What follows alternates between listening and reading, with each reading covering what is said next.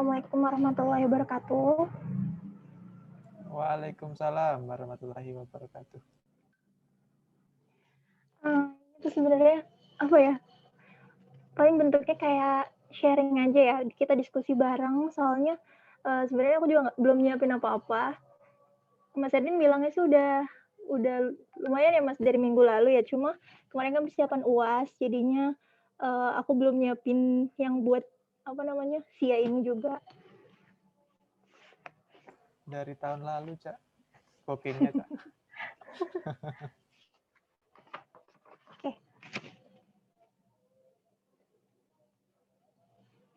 Cak mau share screen atau gimana modelnya?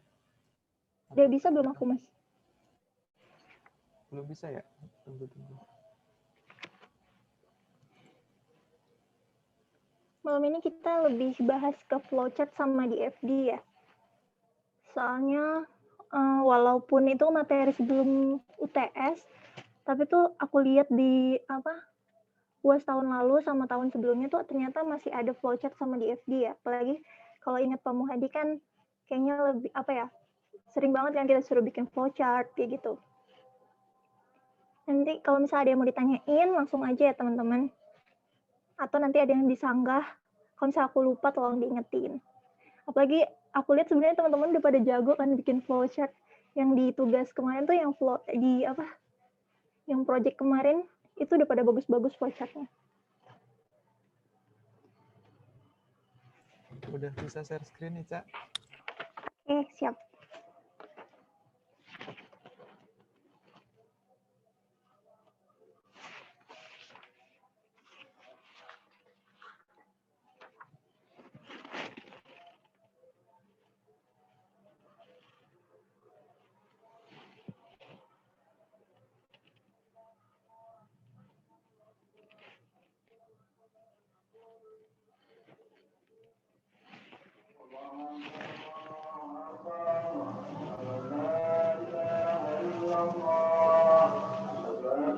Udah kelihatan belum? Nah.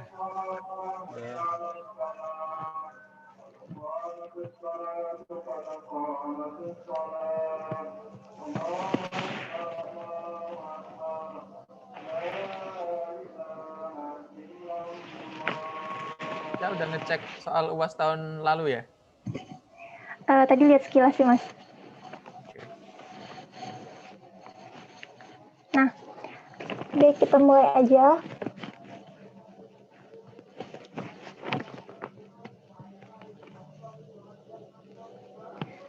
Kalau misalnya kita ingat UTS tahun lalu, itu kan poin terbesar itu ada di kasus ya. Biasanya Bapaknya tuh bikin kemarin tuh kalau nggak salah sampai 60 poin. Soal kasus kemarin tuh terdiri dari flowchart sama apa satunya? Sama relasi yang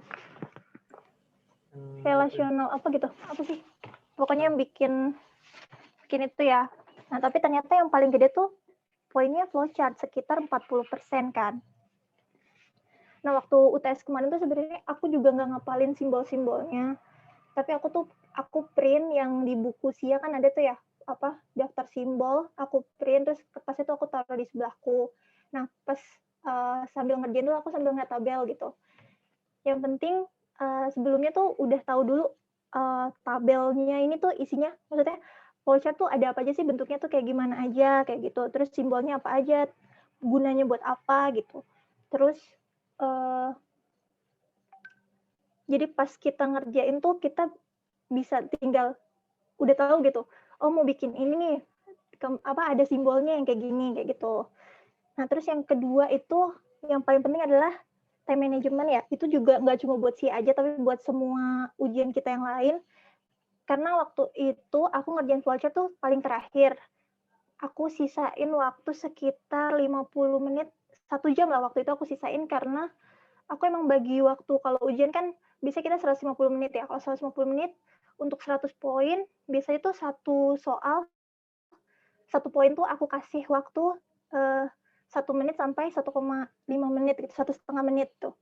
Nah, terus flowchart tuh aku sisain kemarin 1 jam, supaya ada spare waktu lah gitu, aku nggak keburu-buru banget. Karena pas ngelihat narasinya itu kan panjang ya, ngelihat narasi panjang, terus kayaknya ini banyak nih gitu kan prosesnya sama apa bagian-bagiannya juga banyak gitu kan. Nah, terus kemarin pas UTS aku tuh pakai penggaris khusus flowchart. Mungkin teman-teman ada yang udah pernah pakai atau tahu itu tuh ada di Shopee ya. Waktu itu aku nggak sengaja nemu juga lagi apa scroll-scroll toko ATK. Nah, itu nemu penggaris khusus flowchart dan bukan apa ya, aku beli nyampenya cepet waktu cuma sehari. Terus pas ujian tuh aku pakai, ternyata mungkin maksudnya biar apa ya, bukan biar rapih tapi biar cepat gitu. Karena kan kalau misalnya kita buru-buru nih, buru-buru bikin lingkaran, bikin apa namanya, kayak kotak aja tuh kadang mencong sana mencong sini kan. Padahal cari ada yang kotak, terus ada yang apa jajar genjang, trapez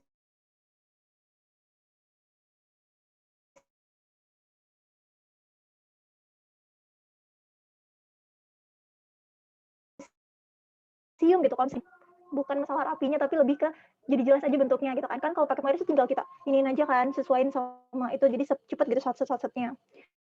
Nah, terus lagi ya.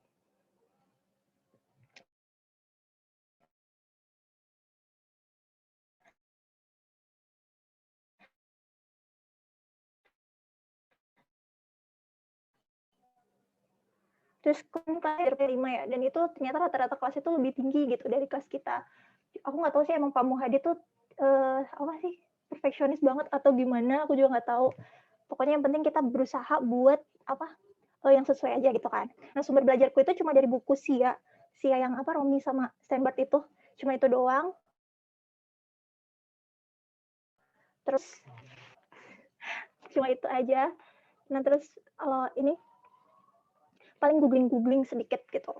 Nah, untuk materi UAS sendiri kan sebenarnya lebih ke 5 proses bisnis ya teman-teman ya, yang ada siklus pendapatan, pengeluaran, terus produksi, terus ada siklus apa payroll, sama satunya apa ledger sama laporan keuangan ya.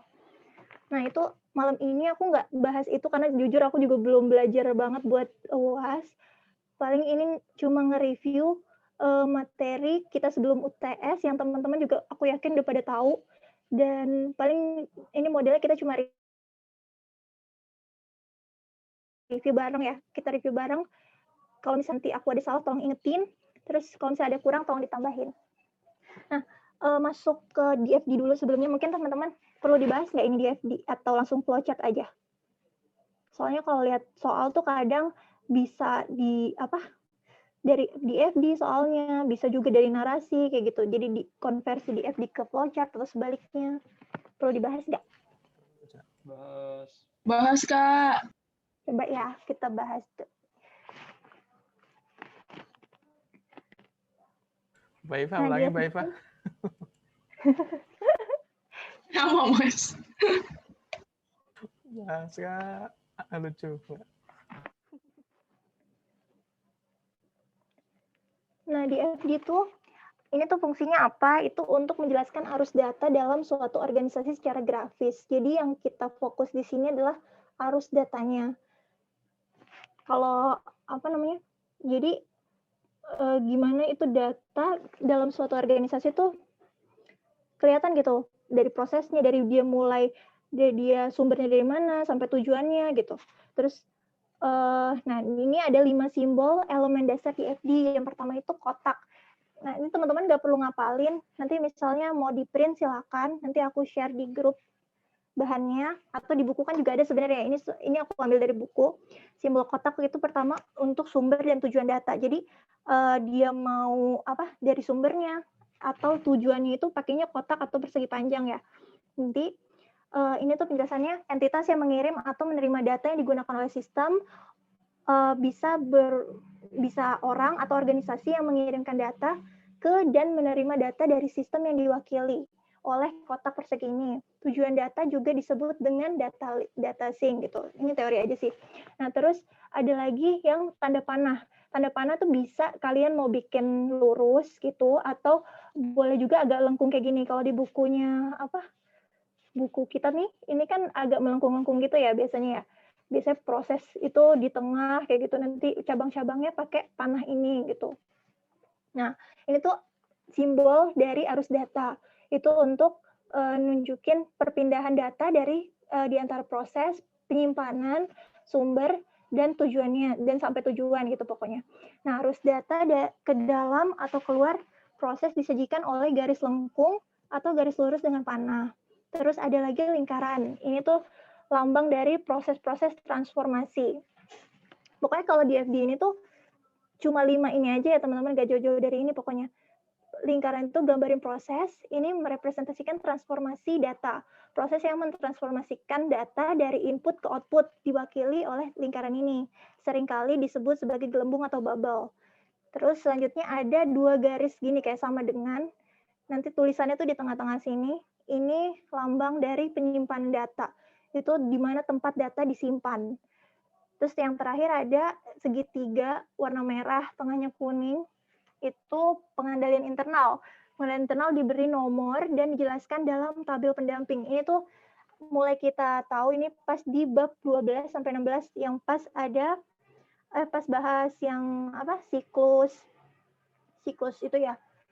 Siklus utama proses bisnis perusahaan itu ada di situ karena menyangkut tentang ancaman dan pengendalian internal.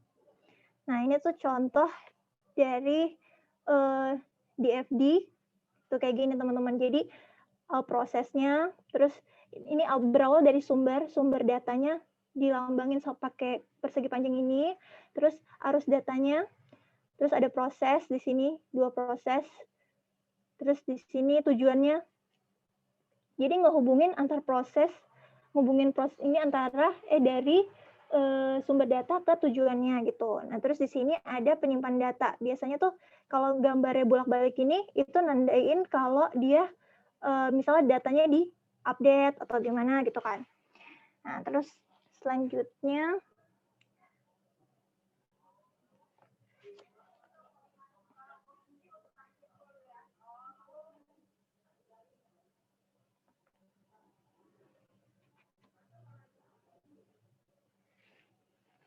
jenis-jenis DFD itu ada sebenarnya DFD itu dibuat tergantung kebutuhan. Jadi yang pertama itu ada diagram konteks. Diagram konteks ini mencakup satu proses besar secara keseluruhan. Yang kedua ada diagram level 0, itu memecah menjadi beberapa proses utama. Jadi maksudnya yang dari satu proses besar tadi dipecah lagi ke beberapa proses utama. Misalnya kayak dalam satu perusahaan dibagi menjadi prosesnya tadi proses penjualan, terus ada pengeluaran, terus ada proses penggajian kayak gitu. Nah, terus level 1 ini kemudian ada lagi diagram level 1 itu memecah masing-masing proses utama menjadi beberapa proses rinci lagi. Misalnya tadi misalnya di siklus misalnya di siklus pengeluaran itu ada yang order barang, terus dia order, terus nerima pesanan, kayak gitu, terus sampai dia naruh barang ke gudang, kayak gitu ya. Nah, ini terus dan seterusnya itu maksudnya jadi sesuai kebutuhan gitu, sampai mana sih kebutuhan untuk lebih rinci dari suatu proses, kayak gitu. Nah, ini ada contoh di buku, itu tentang siklus penggajian.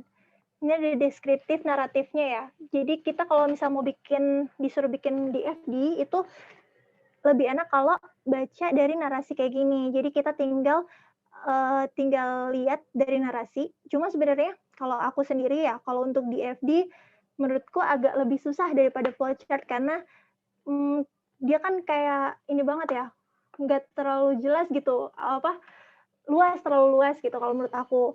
Jadi kalau misalnya ngelihat dari narasi ini nih, kita harus baca keseluruhan dulu, terus kita temuin apa aja sih aktivitasnya gitu, apa aja proses yang ada dalam siklus ini gitu, terus input datanya apa aja, sama output datanya apa aja. Nah, dari narasi ini nanti teman-teman tuh bisa kayak bikin rangkuman gitu atau digaris-garisin dari sinilah, dari narasinya itu bisa digaris-garisin.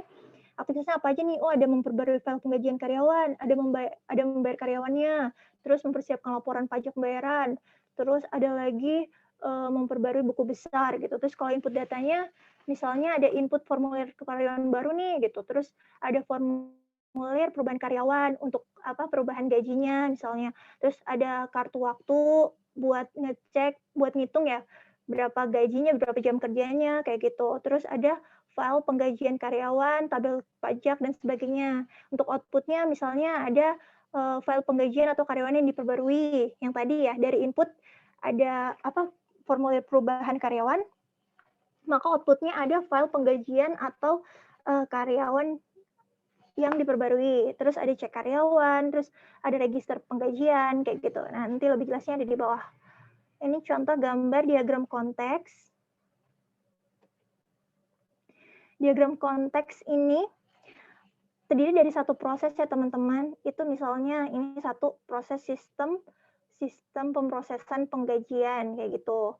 Nah, terus ini mulanya data sumbernya itu ada departemen sumber daya manusia. Nah, ini tuh adalah tujuannya gitu, tujuan dari arus datanya ini. Misalnya departemen ini, masing-masing departemen itu ngasih kartu waktu ya buat nanti kan dilihat tuh berapa jam kerja yang udah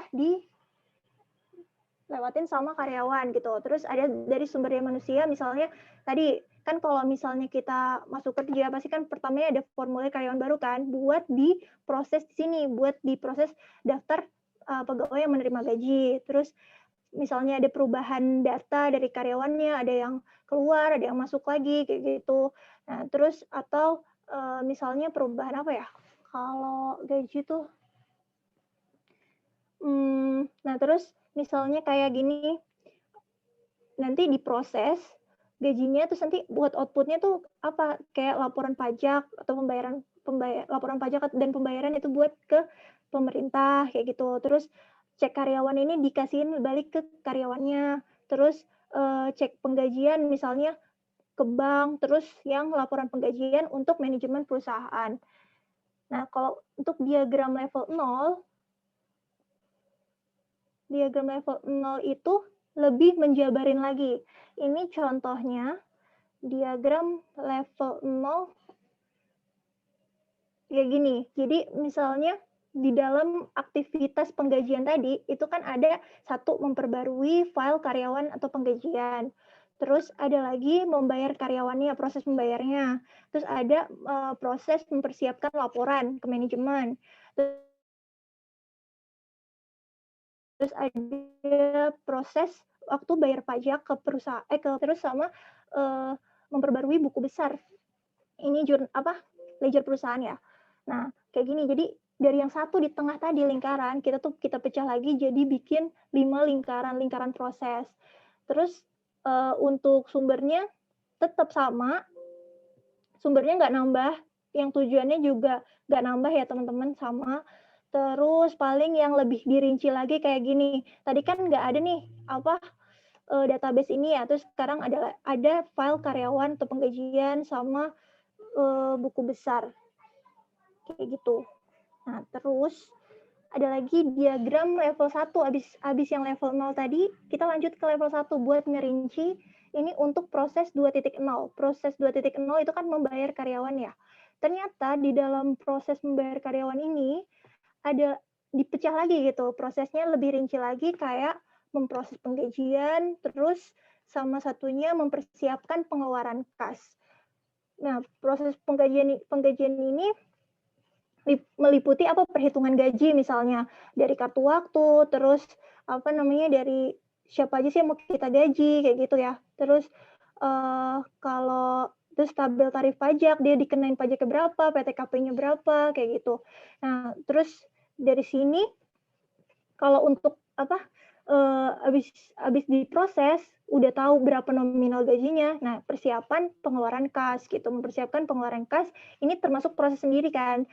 Dia register penggajian, terus habis itu ini data voucher pengeluaran kas penggajian, terus sampai dia ngeluarin data cek penggajian buat ke bank gitu. Nah, terus kita masuk ke pedoman untuk menggambar DFD. Ini ada 15 pedoman. 15 pedoman ini udah dijelasin sama Pak Modi waktu itu. Cuma aku juga nggak terlalu ini banget, nggak terlalu ngeh waktu dulu gitu kan. Nah, yang pertama itu ada satu memahami sistem. Jadi buat kita bikin flowchart, kita tuh harus paham dulu ini sebenarnya tuh sistem ngapain aja sih gitu. Terus dari mana kita taunya ya, misalnya observasi, atau kalau misalnya di soal baca dari narasinya kayak gitu. Terus selanjutnya ada mengabaikan aspek tertentu dari sistem. Maksudnya apa? Maksudnya tuh kayak kalau misalnya jadi dalam proses yang digambarkan di DFD ini, itu tuh semua yang normal-normal aja gitu, siklus normal. Kalau misalnya ada kendala apa gitu, itu nggak ditulis di sini gitu. Jadi aspek-aspek tertentu, misalnya kayak ada penyimpangan atau apa, yang jalur kesalahan, human error, atau yang nggak penting lainnya, itu nggak digambarkan di dalam DFD. Nah, selanjutnya ada menentukan batasan sistem. Menentukan ya apa yang termasuk dan tidak termasuk. Jadi, termasuk semua elemen data yang relevan, karena komponen yang tidak termasuk tidak akan dipertimbangkan selama pengembangan sistem, kayak gitu. Jadi kita batasin aja nih, apa aja sih yang penting-pentingnya tuh apa aja gitu. Terus nomor 4, ada mengembangkan diagram konteks. Kayak tadi ya, jadi kita udah tahu dulu ada ini tuh proses apa, terus kita jabarin diagram konteksnya itu ke 5 aktivitas utama tadi. Nah, terus mengidentifikasi arus data. Mengidentifikasi semua arus data atau pergerakan data signifikan memasuki atau meninggalkan sistem, termasuk tempat data dimulai dan tujuan akhirnya. Semua arus data datang dari dan menuju proses transformasi. Jadi kayak yang tadi ya, dari sumber, terus kemudian masuk ke yang lingkaran proses, dan dilanjutkan sampai ke tujuannya. Dan kalau misalnya ada yang melibatkan penyimpanan data, misalnya ada yang harus update data, terus entry data baru, itu juga kita gambarin di antara sumber dan tujuan. Terus ada mengelompokkan arus data. Mengelompokkan arus data ini,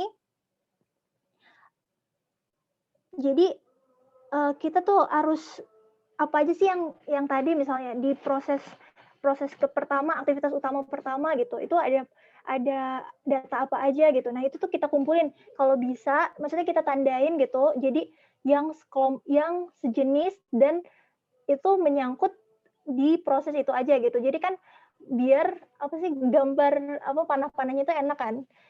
Nah, terus selanjutnya mengidentifikasi proses transformasi. Jadi ini tuh kita menempatkan lingkaran sesuai kebutuhan, lingkaran proses tadi sesuai kebutuhan, terus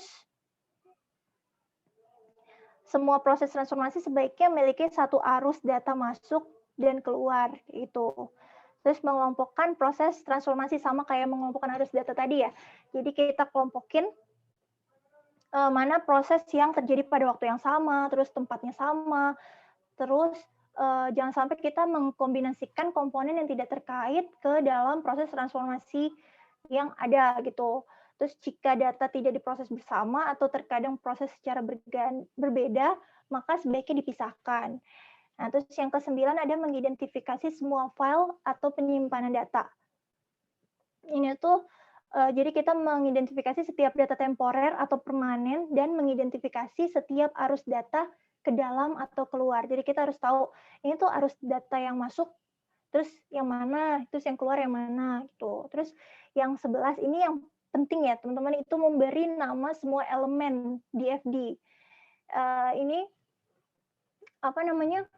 Jadi tuh kita harus kita namain, dan biasanya tuh kalau misal untuk proses itu dimintanya pakai kata kerja gitu. Bukan pakai imbuhan me gitu. Jadi kayak dia misalnya memvalidasi transaksi gitu, terus memperbarui, jangan pakai yang misalnya pemvalidasian kayak gitu, yang kayak gitu. Terus habis itu misalnya jangan pakai yang memperbarui proses, tapi misalnya pakai mempersiapkan laporan pajak kayak gitu. Jadi lebih jelas gitu ya teman-teman.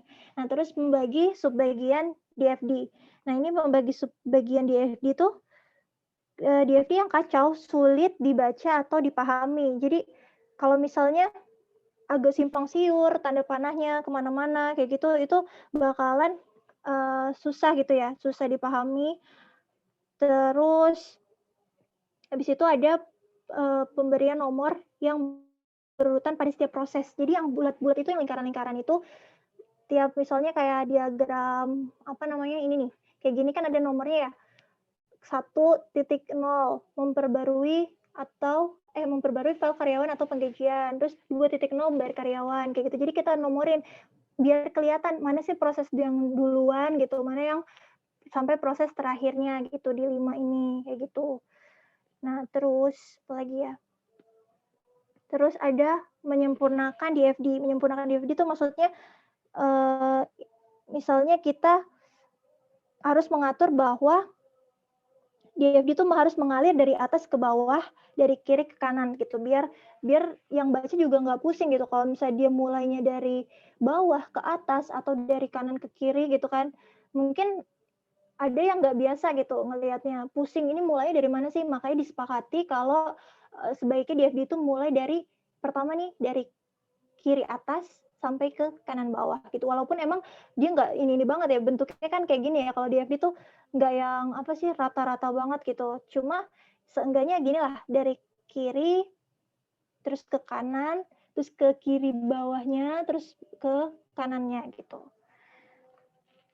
Nah, terus yang terakhir itu mempersiapkan salinan akhir. Itu buat kebutuhan organisasi aja sih. Nah, DFD cukup itu teman-teman. Sekarang kita masuk ke flowchart. Sampai sini dia mau ditanyain nggak? Ya, teman-teman yang masih belum clear di DFD silahkan tanya. Jadi kalau di soal UAS tahun lalu, soal UAS tahun berapa ya? 18-19, itu tuh aku lihat ada yang suruh buatlah DFD kayak gitu ya. Jadi dia dari narasi gitu. Ntar kita lihat sekilas lah di akhir ya, soal UAS. Lanjut nggak? Nggak ada yang nanya ya? Aku yang nanya kalau nggak ada nih. Ica, menurut Ica yang tidak boleh, tadi kan udah dijelaskan pedomannya ya, yang tidak boleh, yang maksudnya yang kita tidak boleh berkreasi hal tertentu di DFD apa menurut Ica? Tidak boleh berkreasi di DFD. Apa ya? Misalnya nggak boleh bersilangan kan ya garisnya? Ini di luar pedoman ya? Ya betul. Ya. Jadi garisnya tuh, ya tadi aku lupa nyampein. Jadi jangan sampai kita nimpa-nimpa garisnya. Makanya tadi kita harus ngelompokin mana sih proses yang deket-deketan, yang duluan mana, terus mana arus data yang deket sama prosesnya itu atau dalam lingkup prosesnya itu. Karena kalau misalnya jauh-jauhan itu kan bisa aja ya yang apa sih tanda panah ini tuh nyimpang gitu, nyimpang tumpang tindih gitu kan. Kayak gini, misalnya kita naruh yang sumber ini nih ya, sumber daya manusia. Ini kan sebenarnya terkait dengan proses 1 ya, 1.0. Tapi misalnya kita naruhnya di sebelah yang kanan sini.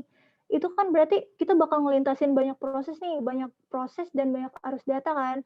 Berarti nanti kita bisa aja bikinnya tuh garisnya nimpa sama yang garis-garis lain gitu. Nah, itu nggak boleh gitu. Usahain kalau emang teman-teman misalnya tempat kertasnya nanti nggak muat gitu atau gimana, usahain minggir-minggir lah gitu. Tapi jangan lupa jangan sampai nggak ke-scan gitu nanti pas terakhirnya. Terus apalagi ya? Paling gitu sih. Jadi kita kelompokin dulu pas baca narasi tuh sambil baca narasi kita sambilan ngelompokin gimana nih yang proses yang duluan, mana nih yang pertama proses duluan. Misalnya tadi proses 1, 2, 3, 4, 5. Terus mana ya, habis itu kita tentuin arus datanya apa aja, atau awalnya sumber datanya apa aja sih kalau ini. Nah, ini melibatkan apa namanya, sumber atau langsung ada yang dihasilkan ke tujuan atau enggak kayak gitu. Itu udah bisa-bisain. Jadi pas kita tuangin ke gambar itu lebih enak sih gitu. Kalau misalnya ada kelupaan nanti tinggal diselip-selipin aja gitu. Dan kalau bisa jangan nempel-nempel banget sama apa ya, nanti agak gede lah gitu gambarnya supaya pas di scan agak jelas gitu tulisannya. Misalnya lingkaran ini aku kemarin pakai apa ya? Kemarin nggak ada ya, tapi pas ngerjain tugas tuh biasanya aku pakai koin sih, koin yang agak lebar itu biar tulisannya juga nggak kecil-kecil banget kayak gitu. Cak, Mm-mm. itu bentar ke DFD atasnya dulu. Itu kan yang 2 arah itu kalau dilihat itu kan ke ini ya, ke database aja ya, yang 2 arah, 2 Mm-mm. panah.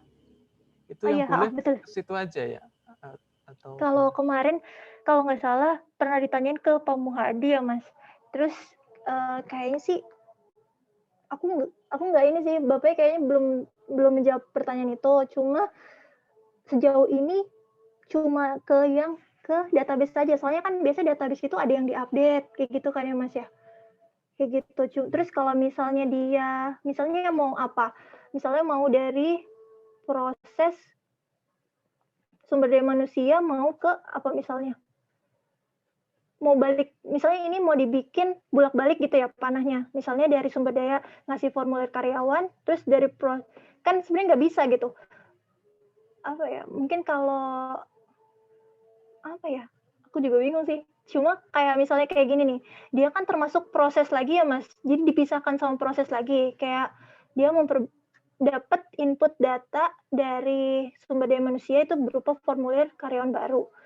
Nah, terus dia tuh pada akhirnya dia kan ngeluarin cek karyawan ya. Sebenarnya ini kan karyawan sama sumber daya manusia sama nggak sih? Kalau menurutku sih sama. Nah, tapi dia tuh dipisahkan sama proses yang kedua gitu, membayar karyawan. Makanya dia nggak pakai panah yang bolak-balik itu gitu. Nah, tapi kalau ini dia kan nggak ada proses yang memisahkan tuh.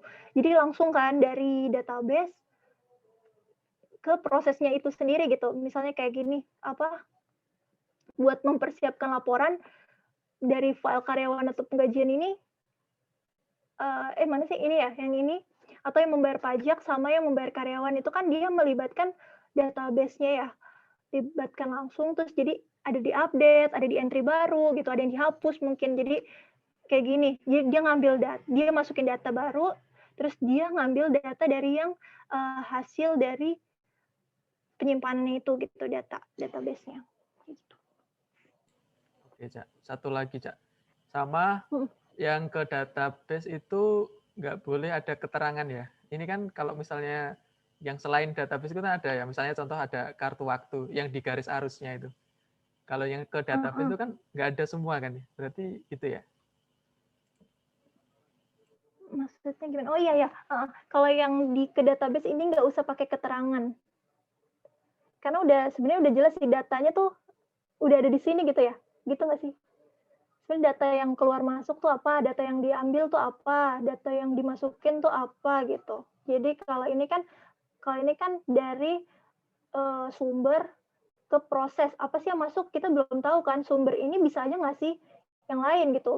Kalau makanya harus dikasih keterangan kartu waktu. Tapi kalau database udah jelas dari nama database-nya. Misalnya ini file apa sih? Oh, file penggajian gitu.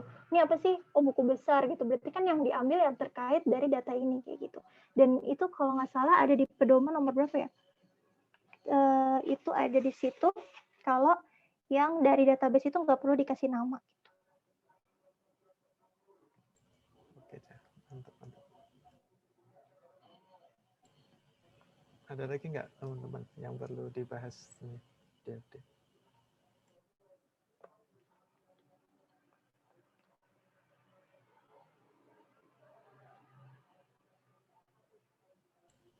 Udah ya, kayaknya udah semua ya kita ini ya. Udah dikupas semua ya yang di FD, Cak. Kita lanjut dulu ya, nanti kalau misalnya ada yang mau balik ke DFD nggak apa-apa gitu ya. Oke. Ya. Kita sekarang masuk ke bagian alir flowchart. Karena menurut aku ini lebih apa ya? Lebih jelas daripada DFD gitu. Nah, bagian alir ini atau flowchart itu menjelaskan cara proses bisnis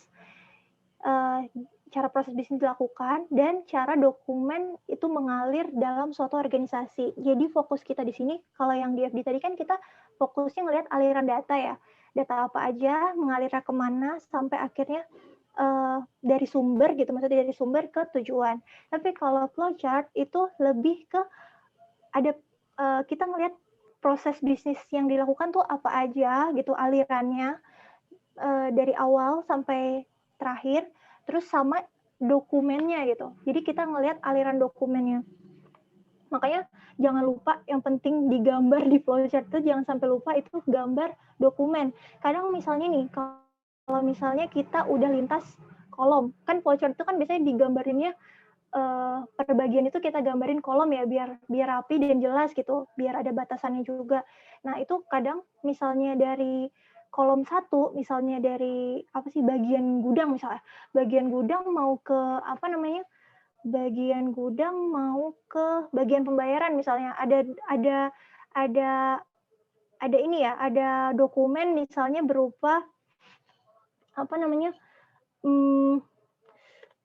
yang penerimaan itu, laporan penerimaan barang misalnya, mau ke bagian pembayaran. Nah, itu dokumen itu jangan sampai lupa digambar lagi yang di kolomnya itu, kayak gitu. Biar kelihatan gitu, kalau misalnya nggak digambar kan, tadi dokumennya apa sih yang dibawa ke sini gitu kan. Oke, lanjut aja kita masuk ke simbol bagan alir secara umum. Ini sekali lagi aku bilang, aku nggak ngapalin ini, cuma sekedar tahu aja ada simbol-simbol apa aja sih gitu di flowchart. Nah, flowchart yang akan aku sampaikan pada malam hari ini itu sesuai dengan yang di buku Romney itu ya. Di buku Romney sebenarnya lambang, kalau aku cari-cari sih lambang flowchart itu macam-macam, cuma kayaknya kalau untuk kebutuhan ujian itu nggak bakalan keluar jauh-jauh, prosesnya juga dari yang di Romney ini gitu kan, sesuai RPS. Nah, masuk ke simbol pertama, itu simbol dokumen, itu kayak gini simbolnya. Ini namanya dokumen. Jadi kalau kita ada dokumen, kita gambar pakai simbol kayak gini. Nah, ini tuh penjelasannya dokumen atau laporan elektronik atau kertas. Jadi ini bisa yang bentuk dalam bentuk elektronik atau dalam bentuk kertas gitu ya, dalam manual. Nah, selanjutnya ada yang di bawahnya nih, dokumen tapi kok ada belakangnya gitu kan, ada berentet-rentet belakangnya. Nah, itu tuh berbagai salinan dokumen kertas atau rangkapnya. Jadi kalau misalnya dokumen itu dicetak 3, terus dibuat rangkap 5 misalnya, itu kita gakap lebih dari 1, dibuat sebanyak dokumen yang dicetak atau dibuat. Jadi kalau misalnya kita nyetaknya 5, ya udah kita gambarin ini ada 5, seolah-olah ada 5 ya, tapi bikinnya numpuk kayak gini gitu, biar nggak makan ruang juga sih sebenarnya. Terus nanti di kanan atasnya itu dikasih nomor, jadi sesuai dengan yang kita buat. Misalnya ini ada 3, ya udah kita tulis di sini 1, terus kalau bisa ini kan agak rapet banget ya, kalau nanti kita gambar kita bisa nyesuaiin sampai yang dia muat 2, 3 kayak gitu. Nah, terus selanjutnya ada output elektronik atau display. Ini tuh informasi yang ditampilkan oleh alat output elektronik seperti di terminal, monitor, atau layar gitu ya. Layar misalnya hasilnya tuh tampil lah gitu. Ini gambarnya kayak gini. Nah, terus yang kedua ada entry data elektronik. Ini kalau misalnya alat entry data elektronik seperti komputer, terminal, tablet, atau telepon kayak gitu. Ini pakai data entry kayak gini. Biasanya aku kalau bikin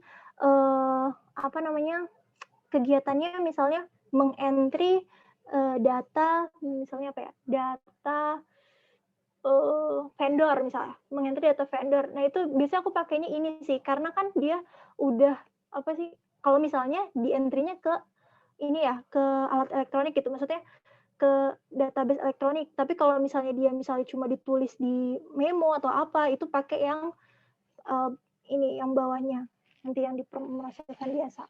Nah, terus ada lagi alat input dan output elektronik. Ini entry data elektronik atau ini simbol output digunakan bersama untuk menunjukkan alat yang digunakan oleh keduanya gitu. Ini aku belum pernah pakai ini sih, dan belum tahu juga buat apa gitu fungsinya. Nah, terus ada simbol pemrosesan. Itu untuk pengolahan data baik secara elektronik atau manual. Simbolnya cuma 2, itu ada kotak sama trapesium terbalik. Nah, ini tuh yang kotak itu untuk pemrosesan komputer. Misal fungsi pemrosesan yang digunakan oleh komputer biasanya menghasilkan perubahan dalam data atau informasi. Biasanya misalnya mengecek data vendor di database vendor kayak gitu. Tapi nggak disebutin di mana sih, cuma bisa mengecek mengecek data vendor gitu, alamat vendor atau daftar harga gitu, mengecek daftar harga. Biasanya kan kalau misalnya kita pakai aplikasi itu aku pakai gambar yang kotak ini.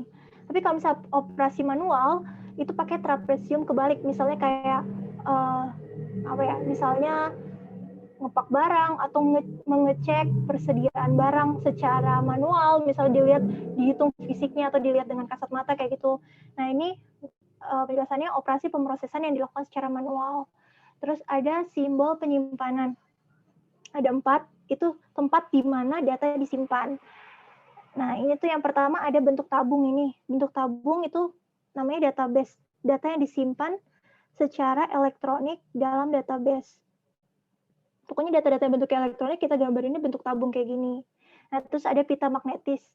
Ini belum pernah aku gambar juga karena biasanya kalau proses-proses siklus-siklus yang ada di soal itu belum ada yang pakai ini ya, belum biasanya nanti ada kok keterangannya kalau misalnya dia disimpan di pita magnetis, nanti kita gambarnya pakai ini kayak gitu. Nah, terus ini ada file dokumen kertas arsip. Jadi kan masih banyak ya perusahaan, termasuk instansi kita juga kan masih pakai dokumen kertas atau arsip ya. Dulu sebelum ada Nadine itu banyak banget kan kita ngarsip kayak gitu kan, di map-map kayak gitu. Nah ini tuh kalau misalnya kita ngarsip itu simbolnya pakai segitiga kayak gini, segitiga balik. Nah huruf yang ada di tengahnya itu adalah menunjukkan urutan filenya itu berdasarkan apa sih gitu. Misalnya ini N itu urutan secara numerik. Terus A itu urutan secara alfabet. Yang D misalnya urut berdasarkan tanggal. Misalnya mau diurut berdasarkan apa lagi, itu boleh nanti ditaruh di sini pakai simbol boleh atau ditulis gitu dipanjangin juga nggak apa-apa. Tapi biasanya karena dia kecil tuh, biasanya pakai simbolnya nanti dikasih keterangan di bawahnya. Nah, terus ada jejer genjang ya. Jejer genjang ini untuk jurnal atau buku besar. Jurnal buku besar akuntansi berbasis kertas. Ini pakai kayak gini. Kalau misalnya ada yang melibatkan jurnal, ada yang melibatkan buku besar, maksudnya menunjukkan penyimpanan, disimpan di sini gitu. Di buku besar ini, itu pakai gambar jejer genjang. Nah, terus ada simbol arus dan lain-lain. Ini simbol yang terakhir ya. Simbol ini menunjukkan di mana bagan alir dimulai dan berakhir, terus keputusan yang dibuat, dan cara menambah catatan penjelas bagan alir. Nah, yang pertama itu ada panah-panah. Ini wajib banget ada. Kalau misalnya ada yang ketinggalan, pokoknya jangan sampai ada yang ketinggalan. Jadi kalau misalnya udah kita ngerjain, biasanya kan suka lupa tuh ya. Atau kalau misalnya biar nggak lupa, abis bikin yang tadi tuh, yang kayak kotak, apa gitu ya. Abis itu langsung aja bikin tanda panah ini. Ini bisa dari kiri ke kanan, bisa dari atas ke bawah kayak gitu ya. Terus atau kalau misalnya nyempil juga, kalau kepepet dia harus ke kanan gitu, agak miring ke kanan dikit, itu nggak apa-apa sih kayak gitu biasanya. Nah ini tuh untuk menunjukkan arus dokumen atau pemrosesan, mengarahkan arus pemrosesan atau dokumen arus normal ke bawah dan ke kanan. Terus ada kayak gini, ini sebenarnya gambarnya tuh kayak petir gitu, zigzag gitu ya. Kayak huruf Z, ini tuh menandakan hubungan komunikasi. Ini biasanya dipakai di flowchart sistem sih, sistem atau program kayak gitu. Biasanya ada yang kayak gitu. Nah, pakai panah juga. Ini transmisi data dari satu lokasi geografis ke lokasi lainnya via garis komunikasi. Nah, selanjutnya ada lingkaran. Ini konektor dalam halaman. Yang teman-teman jangan sampai ketukar dan lupa pakai konektor dalam halaman dan konektor luar halaman. Jadi kalau yang dalam halaman ini bentuknya bulat, lingkaran. Kalau yang konektor luar halaman ini bentuknya segi 5, runcing di bawah gitu ya. Nah, yang lingkaran ini itu menghubungkan arus pemrosesan pada halaman yang sama. Penggunaannya menghindari garis yang melintasi halaman.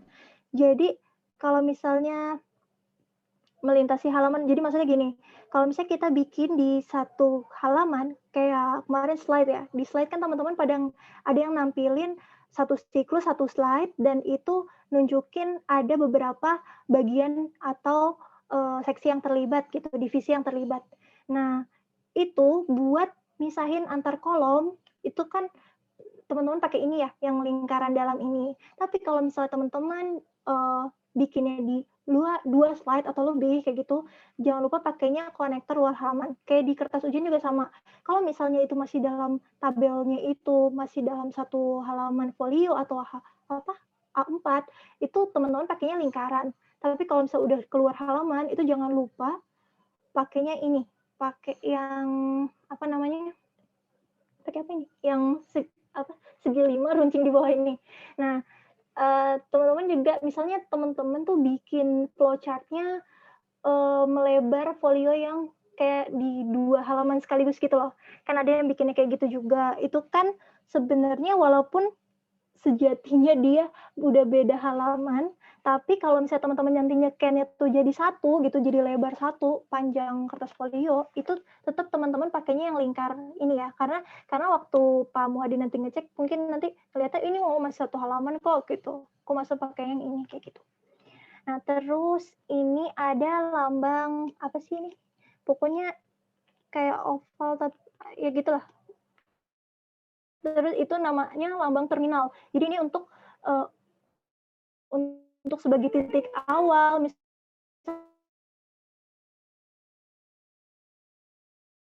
start-nya, terus finish-nya, tiba-tiba ada pihak luar gitu ya. Ini kayak gini.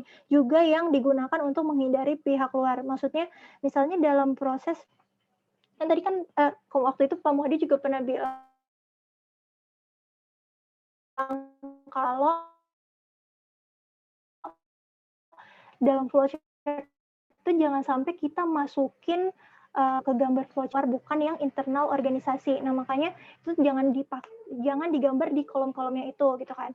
Tapi gambar terminal ini misalnya mau gambar pembeli misalnya. Ya udah tulisin pembeli di sini. Nanti tinggal dihubungin aja di itu, ditaruh di ya di situ. Kalau aku sih kemarin bikinnya waktu UTS itu kan siklus, kalau nggak salah pembelian ya, siklus pembelian aku buat ada pemasokan. Nah, pemasoknya itu sebenarnya aku kasihin kolom sendiri buat kayak misahin dia sih, biar kelihatan gitu. Aku pisahin, terus tapi nggak aku kasih judul kolomnya gitu kan, kalau biasanya kan, mana ya, pokoknya, ntar deh.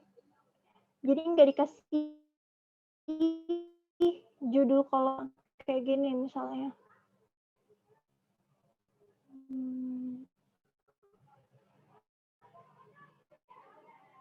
Misalkan kalau kita bikin flowchart tuh ini ya, misalnya ini pemasok, misalnya ini bagian gudang.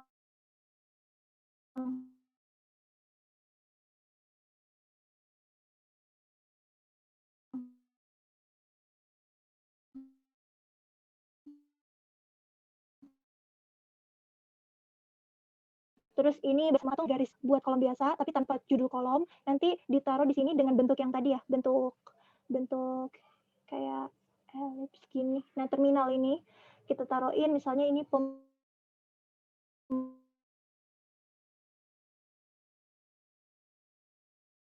masuk. Nah, selanjutnya ada apa nih? Belah ketupat ya. Belah ketupat itu menunjukkan keputusan. Jadi biasanya ini langkah pembuatan keputusan. Misalnya sudah sesuai gitu. Misalnya pemesanan sudah sesuai gitu, tulis di sini. Terus nanti dijawabnya tuh pakai yes or no atau iya atau tidak kayak gitu ya. Paling nanti misalnya ke bawah tidak. Terus kalau tidak gimana nih? Misalnya tidak sesuai. Atau kalau yang sudah sesuai misalnya iya. Nanti proses selanjutnya kayak gimana kayak gitu.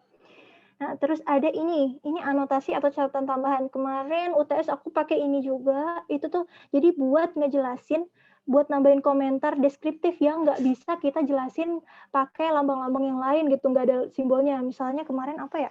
Kemarin aku tulis, misalnya ini tuh proses apa sih gitu kan, kayak dari packing slip waktu itu, kemarin ada packing slip, terus aku tambahin catatan atau komentarnya diterima persediaan bahan baku gitu, kayak gitu.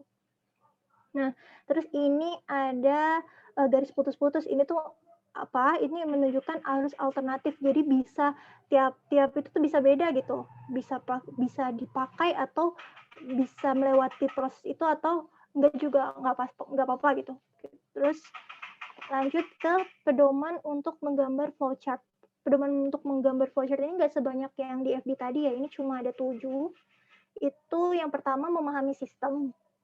Sama kita harus paham dulu, kita baca narasinya dulu secara utuh sih sebenarnya, tapi ya cepet aja gitu, baca cepet sambilan nanda-nandain ada apa aja nih, ini siklus apa aja nih gitu, prosesnya apa aja, terus misalnya aku pakai beda pulpen atau beda tanda, misalnya yang pihak-pihak yang terlibatnya siapa aja aku buletin, terus kalau yang prosesnya ngapain aja atau dokumennya apa aja gitu aku misalnya garis, itu bisa ada yang kotak kayak gitu. Kalau ganti-ganti pulpen warna kan agak ribet ya, agak lama, makanya kayak gitu aja mendingan. Nah terus ada lagi mengidentifikasi entitas untuk dibuat bagan alir.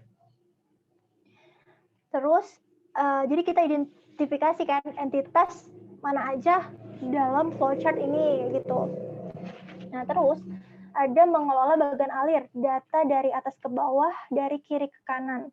Nah, mungkin ada yang nggak ngeh sama aturan ini ya, tapi waktu itu seingat aku Pak Muhadi udah pernah nyampein, jadi biar sama kayak di FB tadi, nggak pusing yang baca, terus nggak bolak-balik gitu. Jadi kita bikinnya ya udah dari kiri ke kanan, terus dari atas ke bawah. Nah, makanya fungsinya konektor pada dalam halaman tuh yang itu ya. Jadi misalnya dalam satu kolom itu ya udah kita buat aja dari atas sampai bawah kayak gitu ya. Kalau misalnya emang terpaksa harus ada yang ke samping, ya itu jangan banyak-banyak lah gitu kan. Boleh misalnya kayak yang tadi tuh, kayak yang keputusan ini. Tadi kan ada yang ke samping ya, ke samping misalnya jawaban ya. Di prosesnya kan mulai dari sini lagi, terus ke bawah lagi gitu kan, kayak gitu. Nah, terus lagi yang keempat itu secara jelas kita harus melabeli semua simbol. Jadi jangan sampai ada simbol yang kelewat, karena walaupun nggak jelas, misalnya itu simbol dokumen ya, tapi kan nggak tahu itu dokumen apa gitu, makanya harus kita nama-namain. Namainnya tuh singkat aja, tapi udah jelas gitu. Misalnya kayak apa ya, mengecek persediaan gitu kan. Itu kan walaupun cuma 2 kata, tapi udah menggambarkan gitu, mengecek persediaan. Dan kalau baca konteks soalnya juga udah jelas gitu, ini persediaan apa, oh persediaan bahan baku misalnya kayak gitu. Nah terus di situ jangan lupa yang tadi konektor halaman. Ini berfungsi juga untuk menghindari garis yang terlalu banyak dan melintang. Nah, labeli konektor. Labeli konektor maksudnya yang tadi tuh, yang bulat sama segi 5 runcing di bawah itu biasanya pakai huruf A, B, C, atau pakai angka 1, 2, 3, kayak gitu. Nah, itu nanti dikasih keterangan di bawahnya. Misalnya, atau enggak sih, enggak, ini tuh enggak usah pakai keterangan. Jadi misalnya kan kita udah bikin satu ya di kolom pertama. Nah, terus di kolom yang selanjutnya yang merujuk kemana, itu kita bikin lagi A. Jadi mulainya dari yang itu kita ulangin gitu. Kita ulangin gambar itu lagi. Nah, terus jadi jangan sampai nih kok di kolom 1 ada A ya. Terus yang misalnya ini A menuju kemana ya, tapi kok kayaknya malah nggak ada lagi. Kita kelupaan gambar yang konektor tadi di yang selanjutnya gitu, di proses selanjutnya. Nah, terus ada gambar sketsa kasar dalam bagan alir. Ini tinjau dengan orang-orang yang mengenal sistem, pastikan semua bagan alir sudah konsisten. Ini tuh kalau misal dalam organisasi, jadi kita bikin sketsa dulu, kayak gini nih. Terus tanyain sama orang-orang yang tahu sistem kita, udah menggambarkan belum sih nih gitu kan. Flowchart-nya udah, kalau orang baca bingung nggak gitu. Tahu nggak, paham nggak gitu, kayak gitu. Tapi kalau ujian kan nggak mungkin ya kita gambar sketsa dulu. Nanti biasanya tuh kalau itu kita cuma cek sendiri gitu di akhir ya. Misalnya udah semua nih, coba deh diurutin cepet, bener nggak ya tadi ini alurnya ke sini kayak gitu. Nah terus terakhir gambarlah salinan final bagan alir kayak gitu. Nah ini contoh flowchart. Itu aku ambilnya dari buku juga. Ini ada flowchart. Nah, ini dari siklus sebentar ya, bagian penggajian. Ini kalau nggak salah penggajian pegawai ya. Ya, penggajian pegawai, siklusnya penggajian pegawai, terus bagiannya tuh ada dipisahkan dia, penggajian sama utang, terus manajemen, buku besar. Jadi dijelasin satu-satu. Nah, yang ini, yang penggajian sama utang itu, dia kan ada di satu halaman yang sama ya. Ini sebenarnya satu halaman nih. Kalau di bukunya satu halaman, itu makanya bikin konektornya, diperhatiin konektornya. Yang B ini masih dalam satu halaman, itu pakai lingkaran. Kalau yang A, kita lihat A kemana sih? Kok nggak ada di halaman 1? Oh, ternyata di halaman 2. Makanya kita pakainya segi 5, runcing di bawah. Gitu. Nah, terus kita lihat ini ya. Ini misalnya dari sumber daya manusia. Sumber daya manusia itu kan pihak lain ya. Maksudnya pihak di luar siklus ini gitu kan, di luar dari bagian gaji, itu dia di luar organisasi gitu kan, sumber daya manusia, karyawannya gitu kan. Nah, makanya dilambanginnya pakai yang terminal tadi. Terus dia tuh ngasih dokumen apa aja sih, ternyata yang tadi tuh perubahan karyawan sama data karyawan baru, misal formulir karyawan baru. Nah, proses selanjutnya dari dokumen yang dikasih sama sumber daya manusia ini diproses manual itu memperbarui file karyawan atau penggajian, terus menyimpan formulir dalam file. Ini kan ini ya, apa namanya, file-filenya kayak disatuin kayak gitu, terus dari formulirnya itu disimpan gitu kan, disimpan dalam file ini tuh nggak ada proses elektronik di sini, makanya pakainya lambang proses yang buat proses manual kayak gitu. Nah, selanjutnya itu habis itu apa? Menyimpan formulir dalam file. Ternyata nyimpannya gimana sih? Oh, ternyata diarsipkan secara alfabet dan tadi date ya, data. Tanggal. Nah, itu berarti kita tulis bisa berdasarkan alfabet, bisa berdasarkan tanggal kayak gitu. Nah, terus habis itu ini aku agak bingung sih. Ini dia ini ya, dia yang apa namanya, bisa ke kanan kiri juga. Nah, ini apa namanya, dari departemen lain ya. Ini kalau nggak salah departemen itu ngasih kartu waktu penggajian buat penggajian. Terus itu sama di proses penggajian ini, misalnya bagian penggajian itu dia memprosesnya, mempersiapkan cek pembayaran dan register penggajian dan memperbarui file kayak gitu ya. Dari ini cek pembayaran, terus berkas-berkasnya ini tuh diterusin diarsip gitu kan. Ada proses selanjutnya lagi. Ternyata proses selanjutnya itu diarsip juga.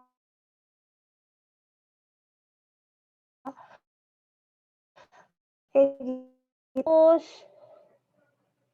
aku sebenarnya agak bingung sih. Ini karena dia ada proses ini ya, titik-titiknya itu alternatif tadi. Nah, kayak gini. Misalnya gimana ya ini ya? Tabel pajak dari dia karena manual ya, jadi ngelihat waktu dia mempersiapkan cek pembayaran dan register penggajian, dia tuh ngelihat daftar tabel pajak gitu kan dari yang arsip dia. Dia misalnya nyimpan di map mana gitu, atau di kertas mana, atau di apa namanya, di box file mana kayak gitu, untuk melihat tabel pajaknya, tarif pajaknya berapa gitu kan, untuk golongan ini dikenainnya berapa kayak gitu, misalnya untuk pangkat ini, untuk gaji sekian, PTKP-nya dan sebagainya. Nah, terus apa lagi ya? Nah, terus habis diarsip, ini tuh dia ada mempersiapkan laporan pajak bulanan. Jadi dibuat laporan pajak bulanan yang menghasilkan dokumen laporan. Ternyata cetaknya dua rangkap. Yang satu dikemanin, satu diarsip lagi, masuk lagi ke arsip. Ternyata arsipnya dia sama ya, tempat nyimpennya. Terus yang satu lagi apa namanya, ke halaman ke kolom selanjutnya.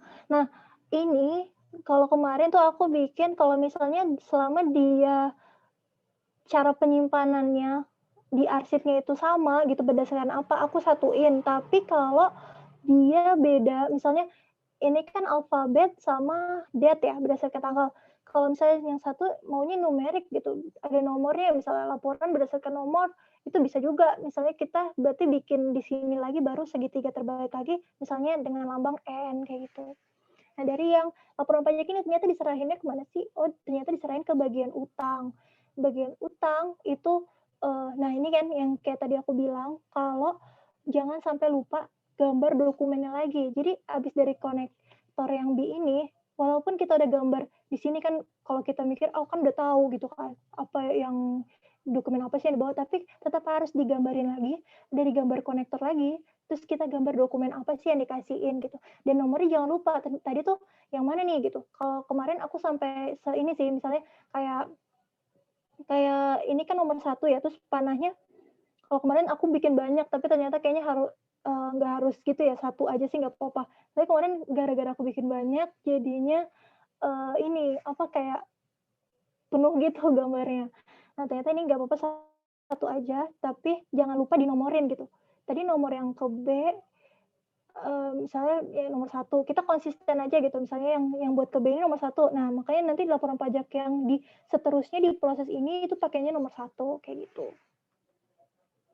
Nah ini juga sama, kurang lebihnya sama ya. Nah misalnya tadi kita mau ngelihat yang konektor A, ini ada di halaman selanjutnya ya, ke manajemen gitu. Kalau misalnya gambarnya ini aku perkecil, terus aku satuin dia jadi 1 halaman, itu boleh pakai yang lingkaran kayak gitu. Nah, apa lagi ya? Terus kayak gini nih, ini kayak terminal buat nandain dia pihak luar gitu. Jadi nggak usah digambarin yang kolom-kolomnya tadi, tapi langsung aja dimasukin di satu. Nggak usah dijadiin kayak yang kayak gini, manajemen, buku besar. Ini tuh cuma yang pihak-pihak internal organisasi itu aja kayak gitu.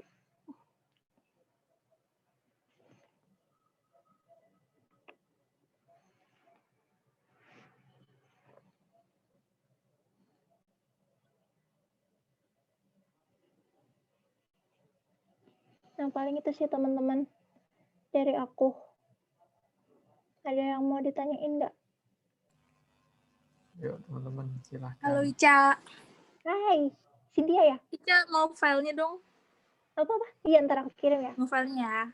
Oke, Siap. makasih. Nggak tahu. Ini tuh aku masih nampilin apa sih? Aku masih nampilin apa nih? Nampilin Yang share screen. flowchart. Flowchart yang halaman terakhir. Halo, nggak tahu. Aku siapa ya? Aku nggak tahu. Ayo, teman-teman ada yang mau dikonfirmasi soal flowchart nih. Sangat krusial dan penting.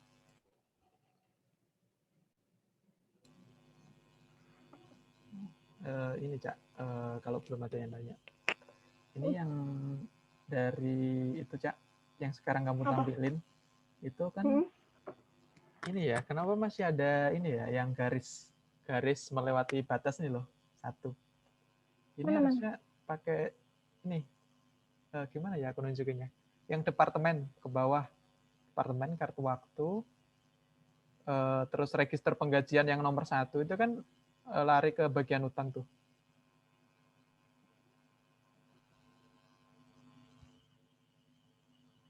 Mana itu? Keluar.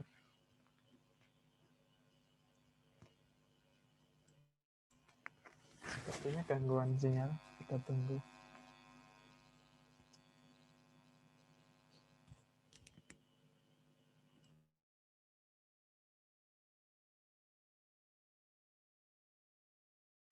Cek. Iya, Cak. Mas aja. Aduh, maaf. Punya keluar. Bisa share screen? Sebentar.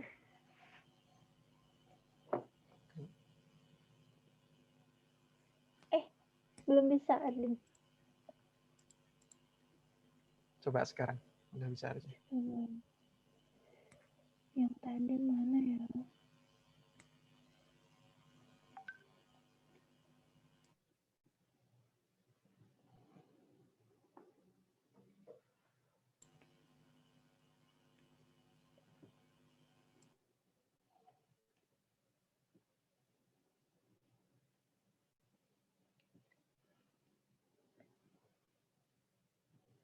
Yang mana nih? Ini, Cak. Yang bentar masih nunggu. Nah, ini Cak, yang bagian departemen itu loh, Cak. Bagian departemen. Yang sebelah kiri. Yang terminal departemen ke bawah. Oke, udah. Di kolomnya siapa nih? Yang kolomnya pertama, atas. Oh, yang mana tuh Nah, penggajian? ini iya penggajian. Itu kan ada terminal departemen tuh ya, ke bawah. Yang terminal departemen. Iya, iya. Oh iya, iya. Itu Ada. sampai ke register penggajian ke bawah. Nah, itu dokumen yang diserahin ke utang, kenapa dia pakai garis yang melintasi batas ini ya, Cak, antara penggajian dan utang ya, Cak? Dia kok nggak pakai terminal ya? Kok nggak pakai terminal? Nggak pakai konektor, sorry. Konektor ya. Kenapa Menurut ya? kamu gimana? Kalau menurut aku sih, apa ya? Sebenarnya sih kan nggak pakai konektor itu nggak masalah ya. Cuma fungsi konektor tadi kan dibilangnya buat mengurangi garis melintang aja. Nah, kalau mungkin karena dia nganggapnya cuma satu nih, terus dia deket juga kan sebelah-sebelahan. Jadi kayaknya kalau pakai konektor nanti kan jadi makan ruang tuh. Ada konektor di sini, terus dia gambar lagi konektor di sini kan jadi kayak makin nyempit-nyempitin gambar ya kan. Makanya dia langsung aja orang dia bisa kok samping-sampingan jadi pakai garis langsung gitu kalau menurutku. Oke, berarti pakai konektor pun nggak masalah ya sebenarnya secara aturan? Nggak masalah sih kalau tempatnya masih muat, harusnya nggak apa-apa. Saya kan kayak yang di B ini aja kan dia pakai konektor kan. Nah ini nih B kan jauh ya, apa prosesnya dari laporan pajak ini mau ke bagian utang, makanya daripada panjang-panjang gitu. Kalau ini mungkin dia biar ini sih simple. Yang penting gambar kita nanti kelihatan simple dan nggak out-outan gitu, garis-garisnya nggak melintang-lintang gitu aja sih paling. Oke, iya sih. Oke. Setuju, Kalau yang setuju. garis putus-putus ini aku kurang paham sih Erdin, kamu bisa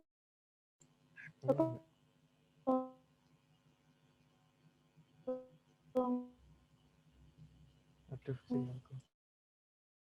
bantu. Sorry, sinyalku unstable. Iya. Yang garis-garis ya, aku juga Ya. nggak pakai sih kemarin yang garis-garis itu karena menurutku nggak perlu. Iya ya. Dan yang di kolom simbol itu juga nggak dijelasin sih di buku garis-garis ini. Cuma kok pas dicontoh kok ada ya gitu kan. Makanya aku cari-cari. Oh ternyata ini buat arus proses yang alternatif gitu. Bisa ada, bisa enggak kayak gitu. Tapi belum pernah dijelasin juga gitu sama Pak Muhadi. Semoga besok sih nggak ada ya kayak gini. Oke, next kedua. Ini kebetulan kan yang Ica tampilin nggak ada database ya. Ini ada database apa? Oh iya, benar. Database yang tabung gitu.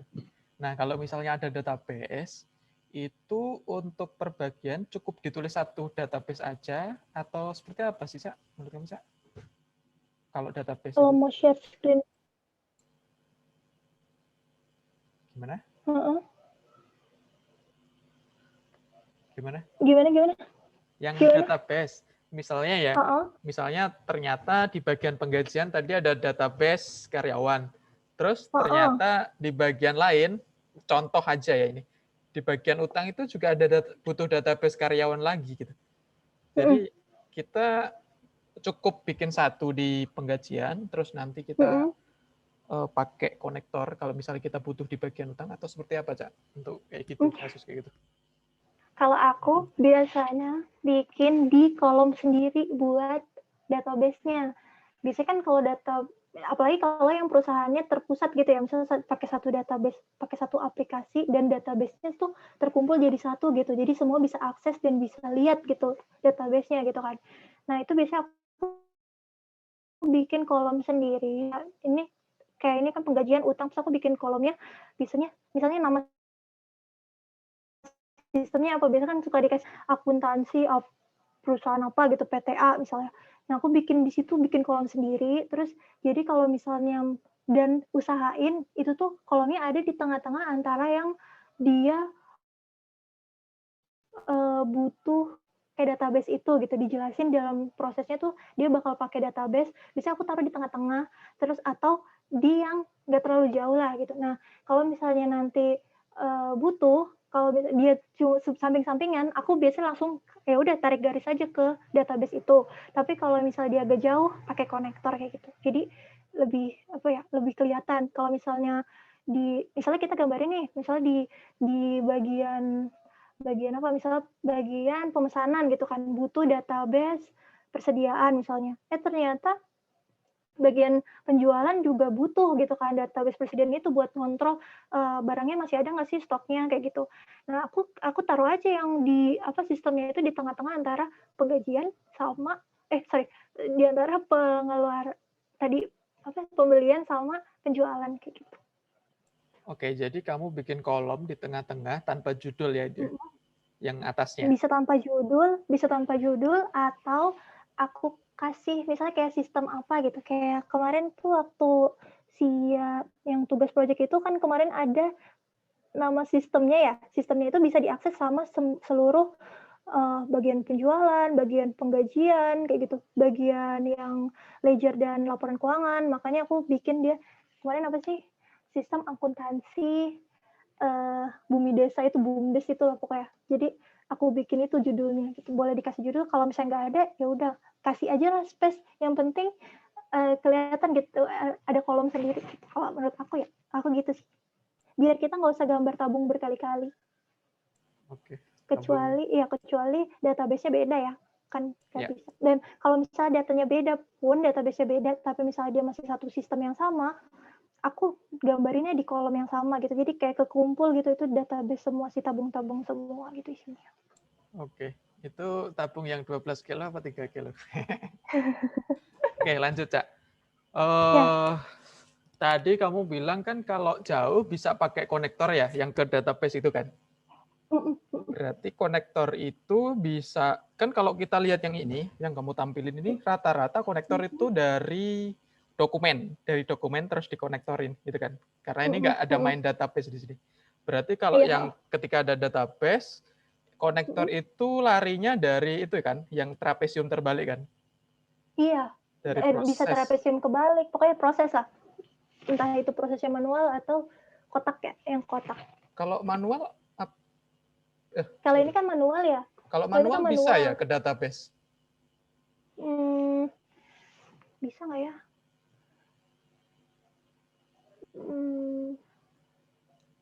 Enggak sih, nggak bisa ya. Nggak bisa, sorry. Kayaknya nggak bisa deh, soalnya kalau Nggak mau bisa. ngentry pun pakai lambang entry yang ini ya. Trapesium kan?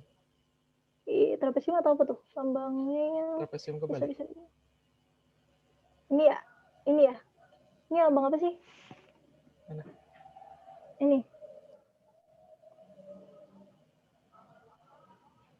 Yang entry Udah muncul. Oh itu. Aku pakai itu sih, tapi kalau yang trapesium kebalik kan buat operasi manual nih. Kayak yang dia nggak ngelibatin elektronik sama sekali gitu, nggak ngelibatin sistem.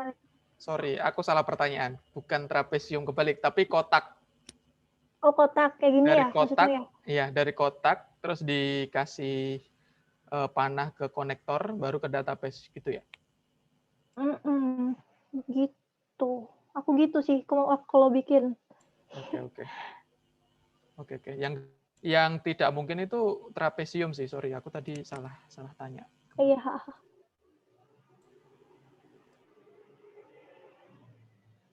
Apalagi ya. Karena kan database ini kalimatnya dia disimpan secara elektronik kan ya? Iya.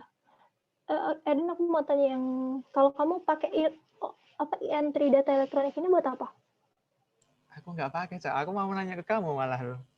Itu sebelah mana? Iya, kalau aku bingung loh. Aku tuh pakainya kalau misalnya kita entry, misalnya kayak ada proses mengentry data. Nah, aku tuh pakainya ini. Selama ini ya.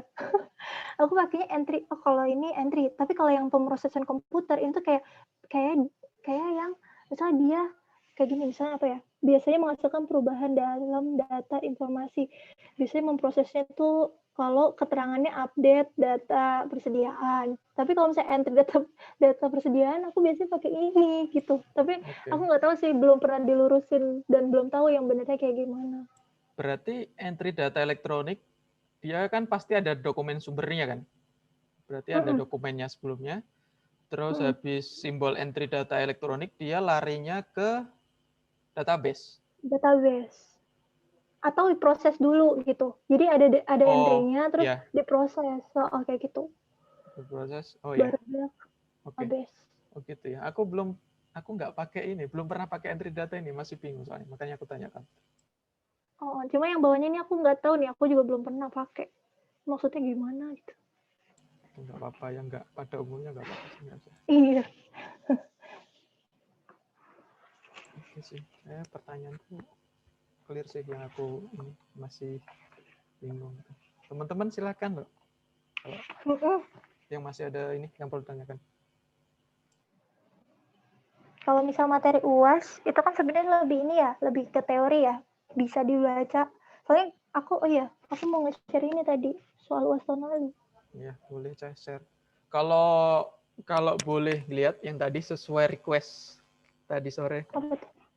itu yang flowchart kamu, Aku kalau taruh boleh. mana? Aku taruh mana? Belum aku pindahin sih, belum aku pindahin ke laptop. Oke. Biar kita Itu lihat. sebenarnya nggak jelas deh. Aku tuh ngerjain itu, taruh bentar ya, aku stop share dulu. Mana ya? PSB ini tahun berapa nih? Tahun ini.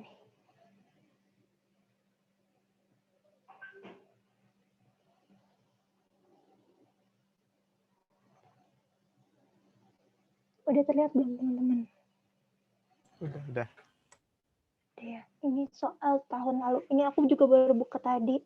Aku belum baca, cuma aku lihat sekilas. Ini tuh benar-benar teori ya. Bisa pakai rima atau bukunya nanti. Itu boleh di-share ya, Resume Cak? teman-teman. Apa? Boleh di-share ya ini, yang soal. Tapi soalnya doang ini, belum ada jawaban. Plus pembahasannya lah. Aku belum ngerjain. Iya. Terus Coba lihat isainya aku kali ya. langsung ke isai. Iya, isainya tuh menurut aku ini enggak ini ya, karena dia mungkin ini masih belum PJJ ya, kayaknya ujiannya ya. Jadi tuh kayak lebih ke teori banget sih. Jadi dia nanyanya tuh kayak apa sih tuh?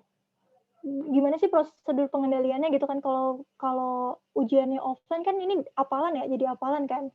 Nah, kalau yang kita kan nanti sebenarnya bisa control F kan. Makanya aku belum tahu nanti bentuknya kayak gimana. Kalau misalnya suruh bikin flowchart atau DFD lagi, itu ya semoga prosesnya nggak panjang-panjang banget. Terus mana ya? Nah kayak gini, ini nomor 1. Berdasarkan sales order entry sesuai dengan diagram di atas, identifikasi 3 potensi ancaman threat yang terjadi. Jelaskan prosedur pengendaliannya. Ini kan ancamannya apa, prosedur pengendaliannya apa. Ya udah kita kan tinggal cari ya. Ini tuh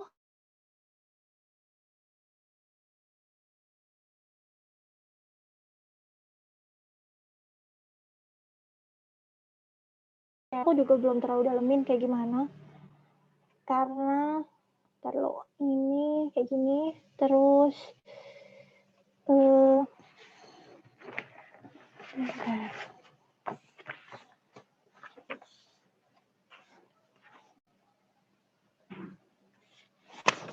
terus ini ada siklus pengeluaran, sama juga pertanyaannya tuh kayak aliran dokumen apa yang seharusnya ada gitu kan. Ini kan kita bisa lihat ya di flowchart yang udah kita bikin, atau dari DFD yang ada di buku, atau dari yang teksnya gitu ya, textbooknya bisa dilihat. Terus ancamannya lagi, prosedur pengendalian lagi. Nah, terus soal ketiga tuh siklus produksi. Jadi dia di problem soal ujian tahun lalu,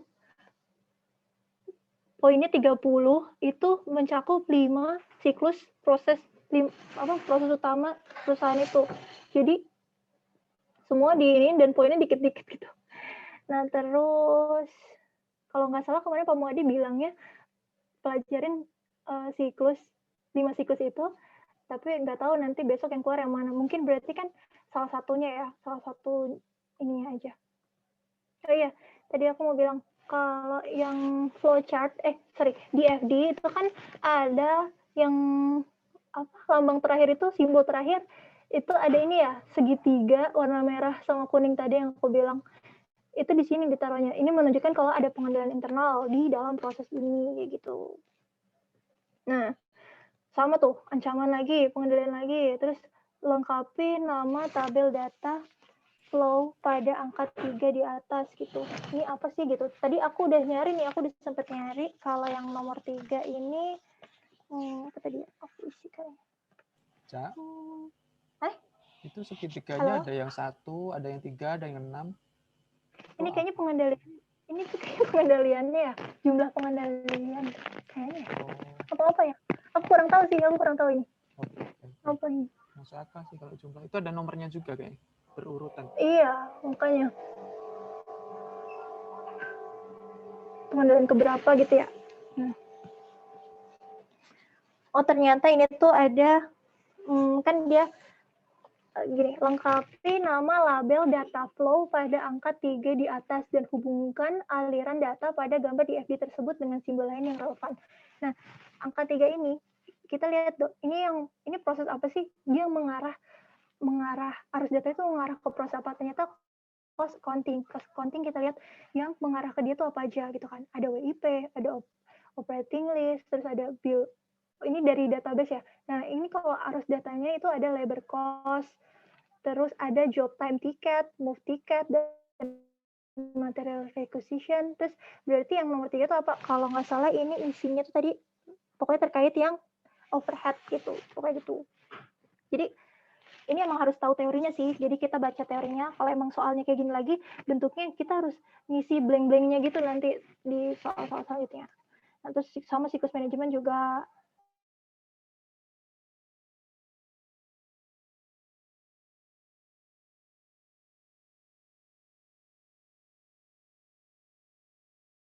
Ini aku cari sih tadi. Oh sorry, udah.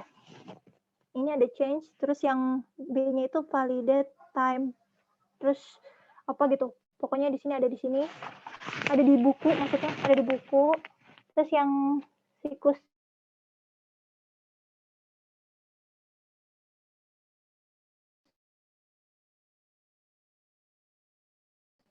ini siklus flowchart sehingga dapat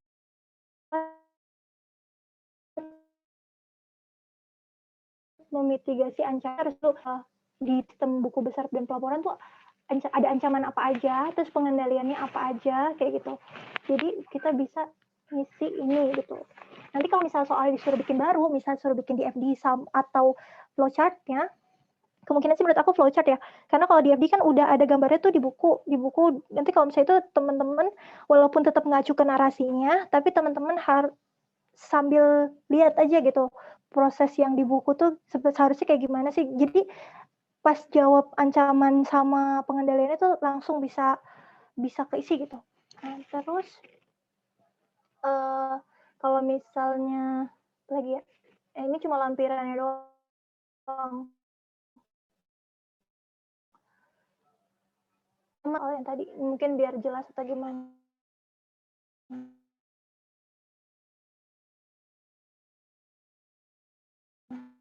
Nah kalau saya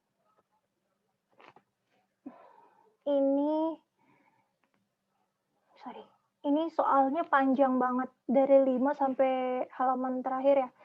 Soal kasus tapi cuma 25%. Jadi aduh kebayang ya kita buat jawab soal sepanjang ini cuma dapat 25%. Terus yang dia kan ada ini ya soalnya terbagi jadi bagian A sama bagian B. Nah, waktu bagian A ini 17% itu untuk identifikasi dan analisis data diagram alir atau flowchart. Jadi kalau di sini sih nggak disuruh bikin flowchart, tapi disuruh identifikasiin ini tuh apa ada yang ngisi blank-blanknya atau ada juga yang kayak ini minta harusnya kayak gimana sih kayak gitu. Nah kalau yang B ini suruh bikin DFD yang menurut aku itu lumayan susah ya kalau aku DFD terus tapi poinnya ternyata cuma 8% gitu ya. Pokoknya ini kalau emang besok kayak gitu pokoknya sekenanya yang penting kita isi gitu lah. Yang penting kita isi. Nah untuk baca narasinya ini lumayan panjang ya. Ini kita yang bagian A itu terbagi jadi prosedur 1 sama prosedur 2. Aku biasanya kalau panjang gini langsung aku lengkap, terus baca langsung yang dimintanya apa. Di sini kan ada keterangan nih, pertanyaan nomor 1 dan 2 terkait dengan prosedur 1. Berarti waktu ngerjain 1 dan 2, nanti aku langsung nuju ke yang prosedur 1-nya. Kayak gini, berdasarkan uraian prosedur pengajuan purchase request, penetapan supplier, dan penerbitan purchase order, lengkapi dengan penjelasan atau kata-kata yang seharusnya tercantum pada simbol-simbol yang diarsir. Jawaban bisa langsung dikerjakan pada lampiran 1. Jadi kemarin tuh yang pas offline dikasih lembar jawaban sendiri di belakang lampiran kayak gini. Jadi ini lampiran 1. Nah, kayak gini ya, ada tanda tanya ini disuruh isi. Ini kalau kertasnya bagus sebenarnya ini kan scannernya. Ini kayaknya diarsir ya. Ini diarsir yang tanda tanya tuh kayak gitu. Kita suruh isi blanknya.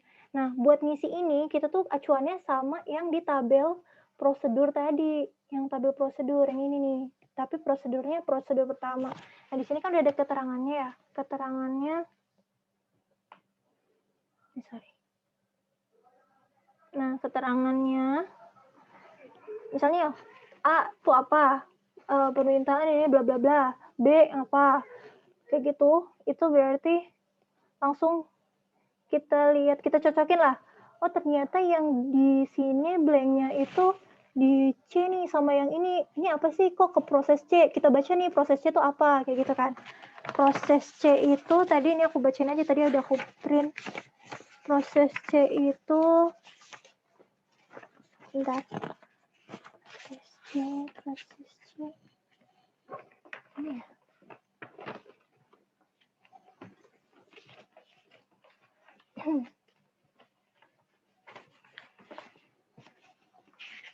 Proses C itu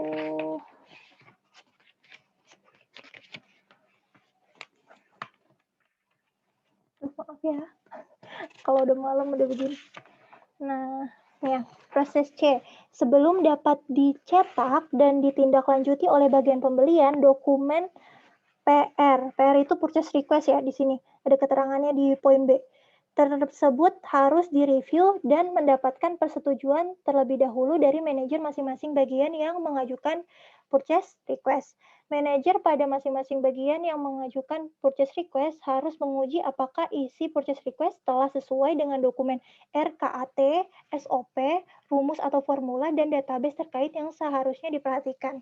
Nah, kalau teman-teman lihat, berarti kan, oh kalau proses C itu dia ngecek nih apakah PR-nya udah sesuai atau belum sih gitu kan. Sesuai dengan apa? Ternyata dia nyebutin tadi RKAT. Nah, blank-blank di sini berarti inilah jawabannya kan. Di poin C ini SOP, berarti yang pertama ini SOP, terus sama rumus dan formula. Kalau yang database, database terkait yang seharusnya diperhatikan ini kan udah ada sendiri ya di sini yang bentuknya tabung nih, database sendiri.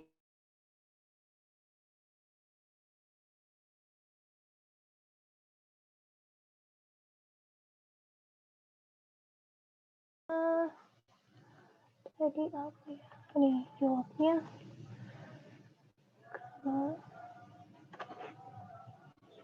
Dia ngejawabnya tuh. Yang tanda-tanya pertama katanya formula. Oke, formula benar. Terus yang kedua apa? Database. Database lagi. Padahal kan database udah ada di tabung itu ya. Berarti yang seharusnya yang satunya itu lagi SOP. Itu tuh ada di mana? Di keterangan di soalnya.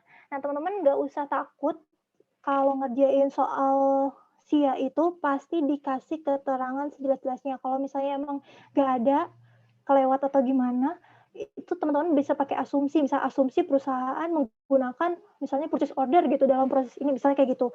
Tapi biasanya sih harusnya ada, dan kalau misalnya nggak disebut, berarti itu emang perusahaannya, anggap aja perusahaannya nggak pakai itu, kayak gitu. Karena kan kalau SIA itu ini ya, desain kan, desain itu kan pasti setiap orang bisa beda, setiap perusahaan bisa beda. Jadi kayak apa ya, ya udah pasti dijelasin kok sama soalnya gitu. Ini tuh perusahaan ini gimana sih prosesnya, alurnya kayak gimana, kayak gitu. Nah itu tadi soal nomor yang 1. Kalau yang Keduanya apa tadi? Keduanya, nih pertanyaan nomor 2. Satu tadi ada yang A sama B ya. Nah, kalau ini lengkapi dengan simbol panah yang seharusnya tergambar pada diagram namun belum tergambar. Jawaban bisa langsung dikerjakan pada lampiran 1. Nah, kayak gini nih. Tadi aku nemuin satu sih, nemu di sini. Atau kalau teman-teman nemuin lagi ya. Ini aku nemuin dari proses D ke proses E itu kok nggak ada panahnya gitu. Jadi kayak putus ya gitu. Jadi ini seharusnya ada panahnya gitu. Nah, di proses D juga, proses D itu kan nyebutin kalau setelah PR disetujui oleh manajer, maka sistem komputer aplikasi pembelian secara otomatis real time menerbitkan pemberitahuan di layar komputer bagian pembelian bahwa telah terbit satu PR baru yang harus segera ditindaklanjuti. Kayak gitu. Berarti kan dia ini ya sama ini nih, sama yang database ini, dari database ke ini juga harusnya menurut aku ada sih, karena dia butuh database. Dia waktu bikin ini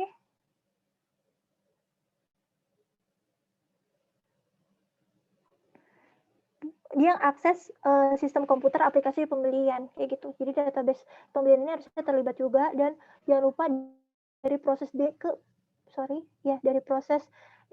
ke E itu ada penghubungnya. Nah, proses E itu apa? Proses E itu ternyata dijelasin di kolomnya tadi, petugas data entry akan mencetak PR yang telah disetujui oleh manajernya sebanyak 2 lembar. 1 lembar dikirimkan ke bagian pembelian, 1 lembar diarsipkan berdasarkan nomor urut PR. Nah, berarti kita buat nulis judul di proses ini apa sih gitu kan. Kalau buat ini kan panjang. Jadi kita ringkas saja, misalnya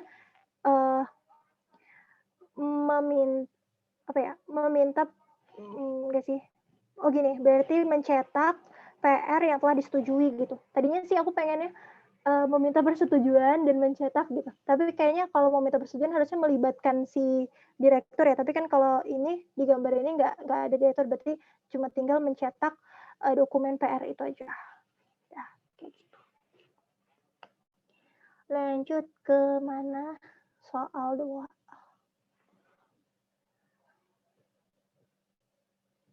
Ini teman-teman udah capek belum? Atau mau diudahin?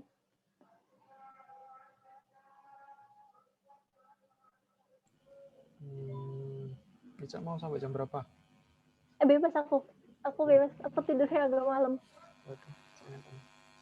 Kalau misalnya itu live aja nggak apa-apa, nanti paling ini di record ya Mas Edwin ya. Kalau emang. Iya, di record. Nah, terus apa lagi ya? Terus jika ditinjau dari aspek nilai internal, risiko apa sih? Nah, itu yang tadi aku bilang, kita harus tahu nih, harusnya teorinya tuh gimana sih, ancamannya apa aja, pengendalian internalnya apa aja terhadap ancaman itu, kayak gitu. Nah, terus sejumlah simbol proses pada diagram alir prosedur penerimaan barang, verifikasi, pembayaran, dan bukan keliru penggunaannya, katanya gitu. Identifikasikan simbol tersebut dan jelaskan simbol apa yang lebih tepat untuk menggambarkan ini. Jawaban bisa langsung dikerjakan pada lampiran 2. Ini jadi kayak kita betulin flowchart-nya ya. Menurut aku sih sebenarnya kalau soalnya kayak gini lebih ribet ya, karena mending kita ngerjain baru kan ya, suatu kerjaan tuh mendingan kita kerjain dari awal sendiri dibanding kita harus kayak nyari-nyari kesalahan dari yang sebelumnya gitu. Misalnya mana sih ngoreksin gitu, malah pusing kan, mendingan dari awal. Nah, kalau misalnya kayak gini kan, kalau kita mau urutin dari awal kan lama tuh, tapi mau nggak mau karena kan dia suruh nyari mana sih yang nggak sesuai gitu kan, paling ini harus dipercepat gitu, mana aja sesuai. Terus lagi apa ya, terus Cak, ya maksimal setengah 10 kali ya, biar nggak kemalaman juga, nggak enak. gitu. Oke, siap Ya. Boleh. Oke, terus ini nomor 4, berdasarkan laporan manajerial yang dibuat oleh bagian akuntansi, diketahui bahwa seringkali terjadi 5 jenis kesalahan berdasarkan permasalahan tersebut. Nah, kayak gini.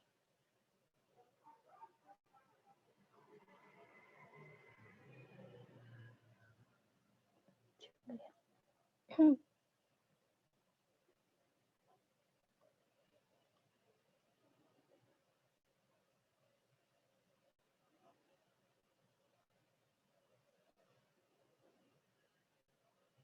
ini sih saran solusinya apa gitu. Ini sesuai teori aja.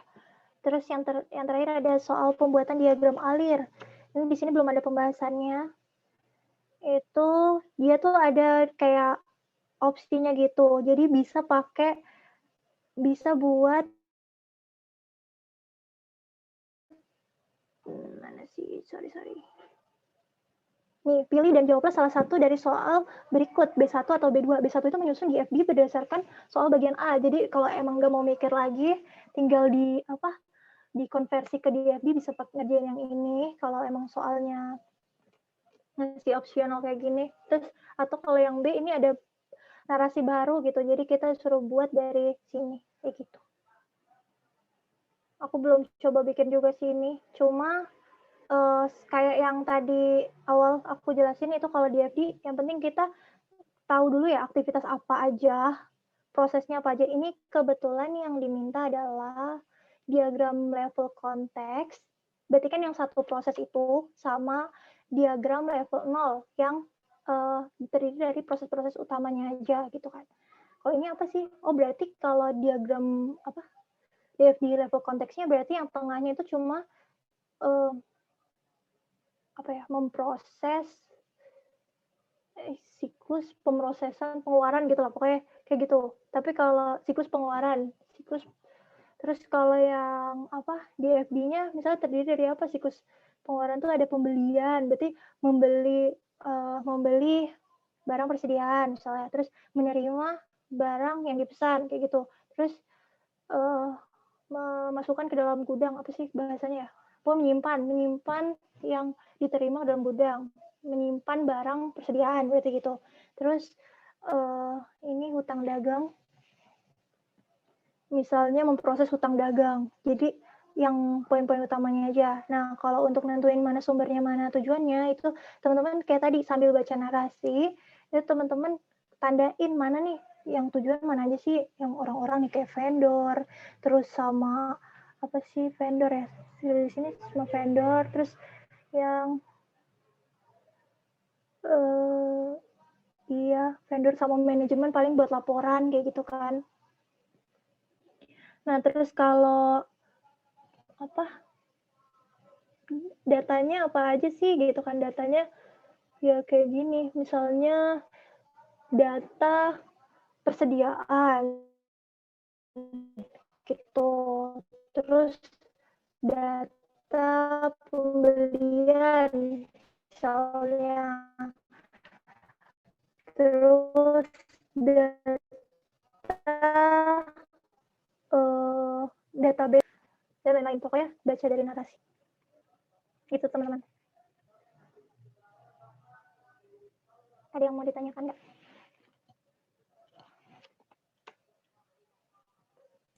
Yuk, para ladies silahkan bertanya atau diskusi.